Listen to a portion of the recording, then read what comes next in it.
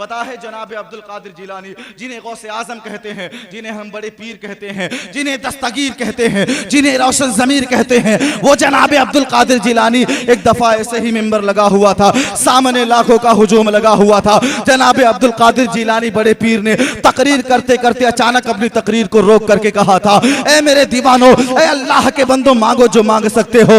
आज इस महफिल के सदक़े में अल्लाह ताला तुम्हारी दुआएं कबूल करेगा। मांगो जो मांग सकते हो। आज इस महफिल के सदक़े में अल्लाह ताला तुम्हारी दुआओं को शर्फ़ कबूलियत से नवाजेगा। अब सबने हाथ को दुआ के लिए उठा लिया है। किसी ने कुछ मांगा है, किसी ने कुछ मांगा है, किसी ने कुछ मांगा है, किसी ने कुछ मांगा है। जब सबने दुआएं मांग ली, अब उसके बाद जनाब अब्दुल कादिर जिलानी तकरीर करने लगे और तकरीर करते करते अचानक से रुक जाते हैं। और जब रुकते हैं तो नजर क्या आता है कि जनाब अब्दुल कादिर जिलानी की नजर कहीं जाकर के रुकी हुई है। लोगों ने देखा कि हमारे पीरो मुर्शिद जनाब अब्दुल कादिर जिलानी बड़े पीर दस्तगीर वो कहीं पर देख रहे हैं और अपनी तकरीर को रोक लिया है। लोगों ने जब पलट करके देखा तो नजर क्या आता है कि वहां पर एक बंदे खुदा सो रहा था। नजर क्या आता है कि महफिल के दरमियान एक बंदे खुदा सो रहा था।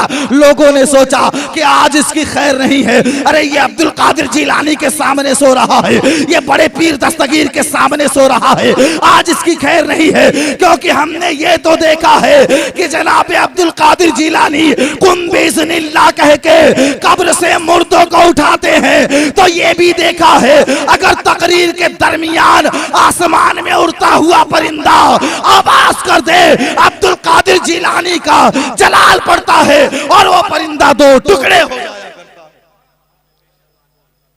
लोगों ने सोचा जनाब अब्दुल कादिर जिलानी तकरीर कर रहे थे और तकरीर करते करते अचानक से रुक जाते हैं और पीछे देखते हैं, वहीं देखने लगते हैं। अब सारे लोग जो अब्दुल कादिर जिलानी को देख रहे हो, उन्होंने देखा कि वो कहीं और देख रहे हैं। सब पलट करके जब देखते हैं तो वहां पर कोई सो रहा था, वहां पर एक बंदे खुदा सो रहा था। लोग सोचे आज इसकी खैर नहीं है, ये शेख अब्दुल कादिर जिलानी के सामने सो रहा है।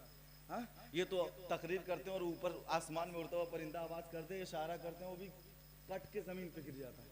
और फिर जब तकरीर खत्म हो जाती है तुम बिइज़्निल्लाह कह के जिंदा कर दे। तो लोगों ने ऐसा सोचा, लेकिन जानते हैं मामला क्या नजर आया? जनाब अब्दुल कादिर जिलानी स्टेज से उतरते हैं और उतर करके उस बंदे खुदा के पास जाते हैं जो सो रहा था।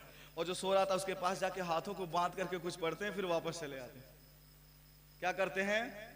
हाथों को बांध करके ऐसे दस्तबस्ता खड़े होकर के कुछ पढ़ते हैं और फिर वापस चले आते हैं। लोग परेशान हो गए कि यार जलाल नजर नहीं आया। हमने तो सोचा था गुस्सा दिखेगा, हमने तो सोचा था कि जलाल नजर आएगा, लेकिन यहाँ पर गुस्सा नजर नहीं आया। आखिर मामला क्या है?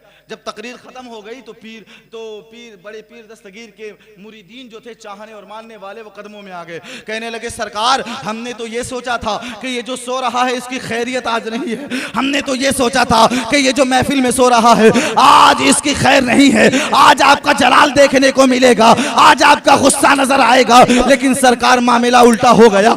आपने कुछ कहा भी नहीं बल्कि हाथ बांध करके कुछ पढ़े और वापस चले आए। मामला समझ में नहीं आया। सरकार इजाला फरमा दिया जाए। जनाब अब्दुल कादिर जिलानी ने कहा, ऐ लोगों, जब मैंने कहा सकते हो अल्लाह कबूल करेगा। किसी ने दौलत मांगी थी, किसी ने शोहरत मांगी थी, किसी ने इज्जत मांगी थी, किसी ने अजमत मांगी थी, लेकिन ये बंदे खुदा जो था इसने नबी की जियारत मांग ली थी और इस महफिल के सदक़े में इसकी दुआ कबूल हो गई थी। जब ये सो रहा था इसके ख्वाब में मदीने वाले आका आए थे। अब्दुल कादिर को ये गवारा न हुआ कि आका आए हो और अब्दुल कादिर बैठ करके तकरीर करता रहे।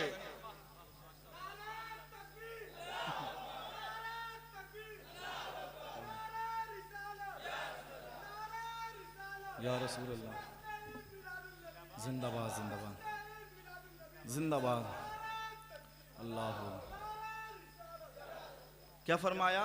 जब मैंने कहा था मांगो जो मांग सकते हो, सबने कुछ ना कुछ मांगा था, सबकी दुआ कबूल हो गई। लेकिन आशिक तो बस यही चाहता कि आका का दीदार, आका की जियारत नसीब हो जाए। एक आशिक के लिए इससे बड़ी कोई और चीज नहीं हो सकती। ये सब इश्क की बातें हैं।